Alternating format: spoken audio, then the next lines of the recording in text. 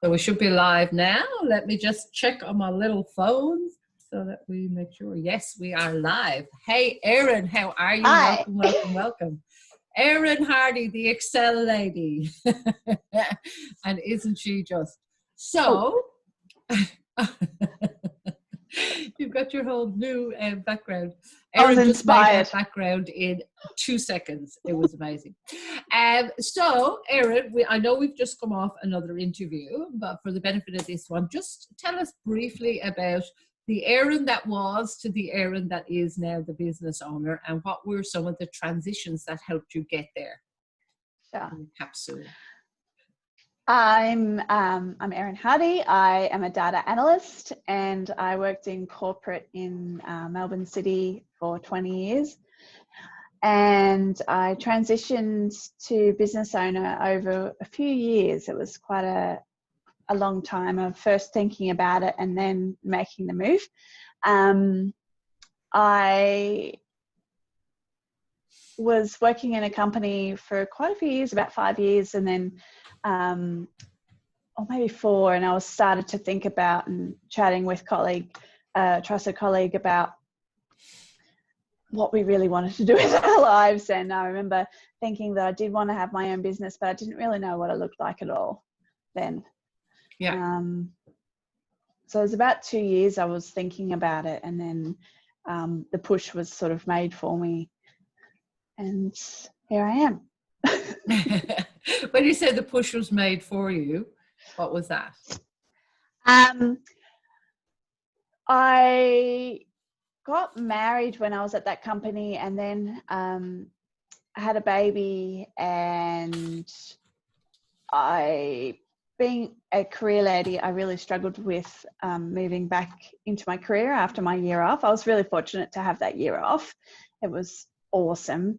I loved being a full-time mum, which I totally did not expect. I was so career focused my whole career, besides little spurts of international travel. And I remember actually having chats with girlfriends about, I would definitely need to go back to work, and blah, blah, blah. Yet when it came that time after the 1 year, I'll never forget that day when I was heading off on the Monday for my full-time work. My husband at the time decided to take time off his work and look after our daughter. And I just felt like my heart was being ripped out every time I walked down the stairs of our house to go to the train. It was horrible. It was a horrible feeling. It just felt so wrong. And It really surprised me how wrong I felt, because I was in a position that I'd worked really hard to get into. I was a senior analyst. I was managing multi-million-dollar projects, and I loved my work. And I loved this little person that I helped create, so it was a really tough position to be in. And I'm sure many women experience this, but it was a really big surprise for me. Yeah, cool. And then finally, how long was it that you had gone back to work, that you finally finished that job, if you like, and started your own business? Sure. So I guess at that stage when I started to go back to work, I'd already been thinking about my own business for a couple of years while I was working full time in my, in a great position at a great company. But then when I went back full time and really struggled, it sort of came to a forefront, that thought about having my own business. I really wanted to have a different role as well. I was really good at Excel. That's why I was hired. And then I moved into Access and into SQL, database design. And I worked for one particular team, but I was often being pulled into other teams to help them out to automate systems and make things better for other teams, a bit more efficient and productive.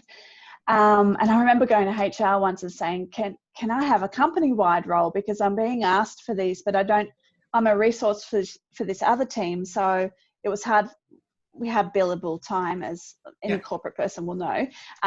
You have to bill your time to particular projects and that sort of thing. And getting pulled off to other teams, it was really hard for me to bill my time. So I really wanted this company-wide role where, you know, I was the person that you would go to for automation improvement. But they didn't really take to that. So that was an idea I had in the back of my head. I'd really love to do that as a business. And then it started to unfold. And then I had my daughter, struggled to go back full time. I did it for about 3 or 4 months, and my health, and my mental health in particular, was really declining over those months. And I was requesting, probably about 2 or 3 months into working full time, I requested to go part time. I really didn't want to do full time. I really struggled, and it was just struggling in my own heart. It was and my own gut, that it was the wrong thing for me to do. And it wasn't because of anything about my daughter being looked after, my husband, or anything like that. It was just completely about me and what I wanted to do with my life and the kind of mother I wanted to be. And I really wanted to experience that fully, and be at home with her. And so I kept requesting part-time. They really struggled with that because no one had ever done it before except for administration staff, not senior analysts or anyone senior in the company. So it was a real struggle to try and get part-time to do that. Yeah. And then you did, obviously. So did you go straight into staying at home? You got part-time for a while. Did you try and build your business in the background of that? Yeah. Or how did you go with that? Yeah. It was really good, actually. I ended up getting 3 days a week part-time after having almost a mental breakdown and begging the HR department. And finally my manager came around. My actual role really suffered. Like, I was pulled off that job and was doing other things, but which kind of sucked. But I did work 1 day a week where my mum was looking after my daughter, and I could work on my business. So I was 1 day a week, I was going into a friend's office and working on on this old laptop, and saying, he was actually a friend of mine. He was doing Excel work and he was feeding off some extra work to me. So I was quite lucky in that way. I could start. I didn't have to go out and find some new clients. I was getting them fed to me. Right. Okay. Cool. And when did you finally transition into completely full-time your own business? It took about a year and a bit, I think. Yeah. So I was working 1 day a week, and then it went to 2 days a week, and then it was February 2015. February 2015. Yeah, I resigned and went full time. And how did that feel at that time when you were able to say, hang on, this now has the potential to sustain me? And because it sounds very much like you did what you had to do to get to where you wanted to go. And going part-time, and a lot of people will tell you, just give yourself no plan B and give up your work and hang whatever. It's like, oh no, do a plan and work the plan. And totally it sounds did. like that's what you did. Yeah. Yes, I was still nervous about what quitting and having a business would do to my career, which is really funny when I think about it now, because you learn so much more in your business than you could ever in a career. So the skills I've got now would be highly sought after. But I was nervous about that, about missing out. But I definitely did have a plan. So I made sure that I had a buffer. So I had, from working, I had a buffer of 3 months. So I had 3 months to get clients. I also had, I got insurance. I got income protection insurance. I just did all of the things because that's what I do. I need to have my backup plans and my insurances in place to do that.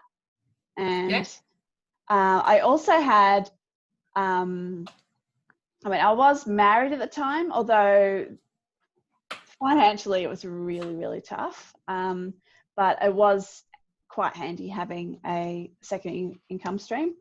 Yeah. So to begin with, to make that change, Yeah. although in hindsight, that actually made no difference. Yeah. So Cool. they're the plans I put into place. Yeah. Beautiful. Oh, So, and knowing yeah. I could go back and get a job. All right. How did you know you could go back and get a job?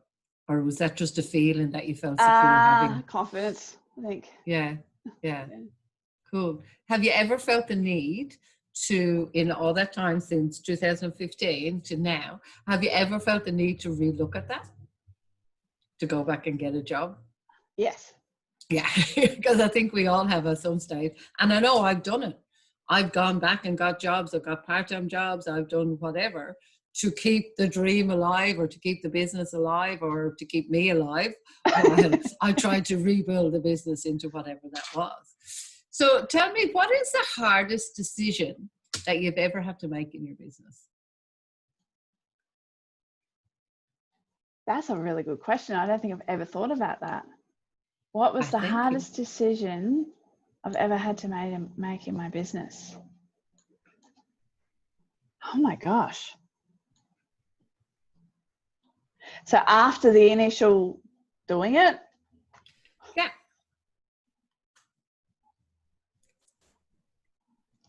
I don't know.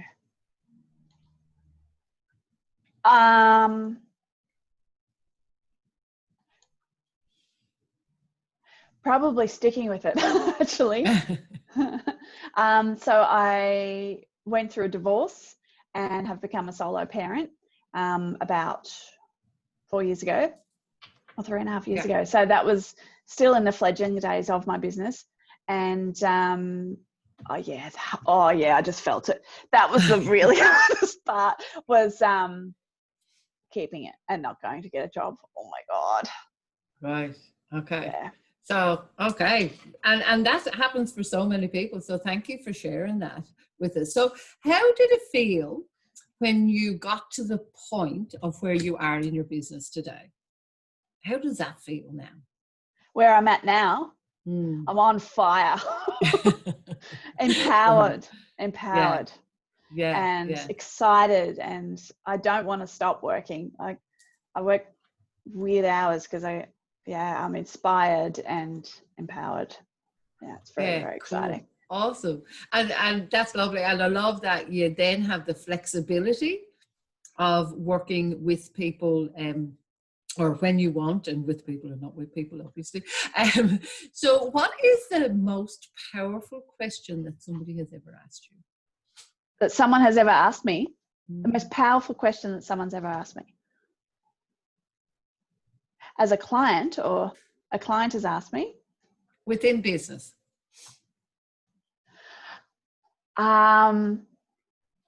Anywhere within business. It would be about my goals. Your goals. Yeah, I've really struggled with that. So asking me, what is your goal? Why are you doing this? Oh my God. You'd think that would be easy question to answer, but it hasn't been for me. Yeah. Do you mean now when you say, you just said, what is your goal and why are you doing this? To me are two different things. So like a goal is, okay, I want to reach that outcome there. And I actually don't set goals at all. But why are you doing this sometimes is the bigger why.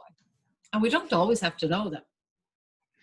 Yeah, it's that one, the why. So I always took it back to, so I could spend time with my daughter. And yes, there's definitely those things, is to be the mum I want, to have flexibility of time, to be able to, like last year she started school, I was able to do drop off and pick up and not have to do after school care, which I would have had to do if I worked in the city still. And sometimes I'll remind her that when she's complaining about something, I'll say, well, at least I'm here, because otherwise, it sucks that mommy has to work next to you, when you're home, but at least I'm here. Otherwise you'd be in after school care. So there's that. There is that why, but the bigger why, which has only just come to me 6 years after being in business, why I keep going, why I'm trotting along, making far less than what I would make in a job. And it's that why. Yeah. And tell me, how do you reach people? So how do you market your business? On LinkedIn and Facebook. So I just post interesting things about Excel or tips on how to make your work more productive or efficient. I've also got a group on Facebook where I like to share all different kinds of things, not just Excel, because I'm a massive tech geek. So I'm always discovering funky apps and tech gadgets and things like that. So I share that on the group. It's more about a community. Of small business owners.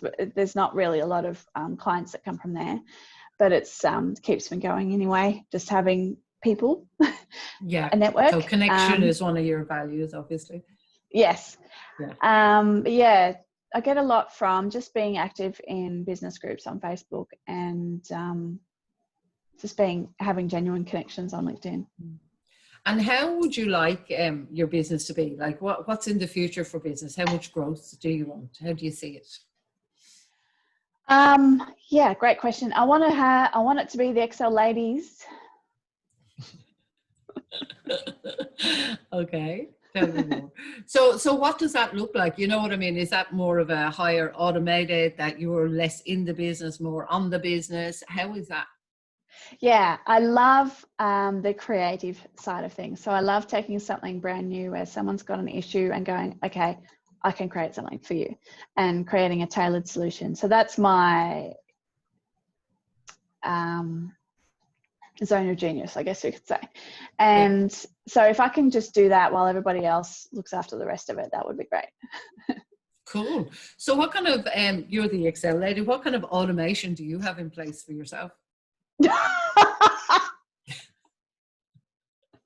I'm laughing because don't accountants have the worst accounts and the plumbers have the worst plumbing? Yes, I used to be married to a plumber and I had to call a plumber in to fix my toilet. Yes, I know. I hear you should see one of my cars, and I'm my partner's a mechanic now, so let's not go there. It's a work in progress. The problem I have, because I am so excited by apps and tech, is I have to stop changing things. But I actually had got somebody in. I hired somebody to help me with my automations. Right. Yeah. Okay. So what automations do you have? It was hilarious because she's telling me exactly what I tell my clients, and I'm like, oh my God, if I could just be my own client, it would be so much easier. Be your own client. I love it. I love it. I love it. But isn't that where most things start when we look at, I know we've talked about ideal client before, but isn't it quite often looking at who we were before we found a way of solving that problem? Because if we had that problem, so did lots of other people. Yes. Yeah. So you became your own avatar in more ways than one, and then got somebody else in to deal with you. Yes. Yeah. So you have a CRM, I'm presuming, and things like that. So yes. Do you use that and your email and autoresponders and all that sort of thing, as well as Facebook and LinkedIn, or are you more just Facebook and LinkedIn? I don't do a lot of that stuff. It's something I'm looking into, like the emailing thing. Is that what you're saying? Yeah. I don't do a lot of that, but I do a lot of just calling clients, ex-clients, client nurture. I do get a lot of business from previous clients. I don't do enough of that. Yeah. So is your intention quite often, for example, like one of my intention is always to get people's email address, whether it's Facebook, LinkedIn, or whatever. The whole strategy or intention is to get email addresses in order to nurture. Are you building that at the moment? I'm building that, but I'm not doing anything yet. I've got all these ideas. Isn't that the other thing I'm doing is events. I should have mentioned that. Yeah. Yeah. So what kind of events? Tell us more about that. So I do a few different ones. Before the ISO restrictions, I was doing co-working meetups locally. So it was more, again, about connecting and growing my network. And I've met some really beautiful business owners that way. And so now it's online, but it's sort of changed a bit from co-working. I'm now doing workshops, and I've got one on Thursday actually, called Awesome. Price. Yeah. Can I share it? Yeah, of course. It's going to be almost the most successful one so far. It's gotten so many people booking, and it's called Pricing: How to Know How to Charge Your Clients. Cool. Make sure you put a link under this video. All right. Yeah. Sure. So I'm excited by that. And it's business stuff that I've created something for that can help people. That's all. Okay. Just automate things. I'm always creating things that can take me maybe 15 minutes to create something in Excel, an automated system that people are, scribbling on paper and working out on calculators. And I'll just quickly create this thing like my friends and colleagues, and I'll send it over and go, you might find this a bit easier. And then, and now I've realized, if my friends want this, I've noticed that other people want this as well. So I'm doing workshops around those things. Yeah, absolutely. And I know for me that I actually, to say that I know you so well, I spent a little while last week, because I wanted to make it a very basic incoming and outgoing thing for some events that I run with other people, and just working out the formulas and everything. And I went, I really should ask Erin to do this. You really should have. You probably could have. But I was there, and there was some guide, some video tutorials. That's what I was looking at. And every now and again he'd say, but I'm not going to tell you how to do that here. And it's like, oh my God, another video. It's like, it drove me nuts. But it just goes to show. And I think as business people, I don't know about you, but for me, years ago, to be like, I don't know how to do that. Now I'm going, I don't know how to do that, but I know there's a way. So I'm on YouTube or Google, and that's how we learn a lot of stuff as well. Yes. Yeah. So I know we've talked about ideal client. I'm not going down that, but when we talk about ideal client and marketing and being able to market directly to that person, that's something that it sounds like we need to sharpen up on a little bit. Yeah. Fair enough. I would say so. Yeah, because I know for me, the business person, some of the stuff that you're teaching and that you do, and I was on a course last week that you were on, and the screen was shared where you were just putting things together. It was a table of, was it a table of contents or something like that? And you were making it look pretty and everything, and it was all done in a few minutes, and I was sitting here going, thank Christ she just shared it with us. Like, it was gold. So that's my thing. And I think that this happens with businesses quite often, that you're so used to doing it lickety split like that you don't value it. To me, I would have paid somebody to do that. So making some automated things that can be editable, that people can pay for, could be something down the track maybe that would help as well. You're absolutely spot on. I do not, and people keep telling me this, you are being one of them. And my accountant, another one, but I don't value enough what I could do. Yeah. And I think it's really important to take feedback from the places, that it is relevant. When we start in business, our family and whatever tell us we're crazy, we shouldn't be in business or whatever.